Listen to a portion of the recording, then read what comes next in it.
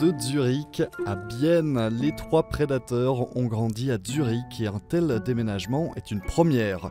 Le transport des animaux ce lundi s'est bien passé, c'est un poids en moins pour le directeur du parc zoologique biennois. Je suis soulagé, tout s'est bien passé. Il y a eu une bonne préparation. Nous avons magnifiquement bien amené les animaux dans les caisses. Nous avons effectué un examen de santé complet des animaux et nous les avons très bien déposés ici, au parc zoologique de Bienne.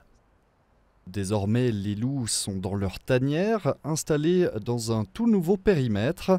Longtemps, ils ne font rien, toujours rien. Et puis, un loup se risque à l'extérieur et tourne en rond. Ils connaissaient les installations du zoo de Zurich. Maintenant, ils ont un nouvel espace de vie. Donc, il leur faut à présent tout découvrir, renifler. Il y a de nouvelles odeurs, de nouveaux voisins. Nous avons des sangliers et 2 espèces de cerfs qui se trouvent dans les installations juste à côté. Tout est différent et pour eux, c'est incroyablement intéressant. Avec le loup sauvage qui s'établit dans la région, l'intérêt pour l'animal augmente au sein de la population, explique Sven Fessler.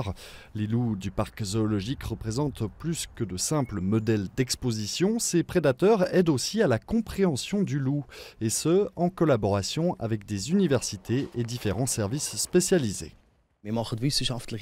Nous faisons des recherches scientifiques, par exemple où on aimerait développer des matières odorantes qui vont repousser le loup et qu'on pourrait placer sur les moutons ou sur les clôtures.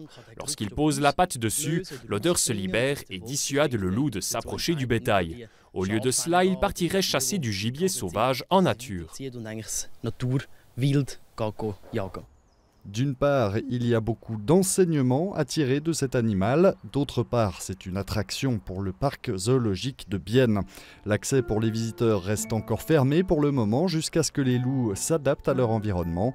L'ouverture est ainsi prévue pour la fin de la semaine ou le début de la semaine prochaine, selon le comportement des prédateurs.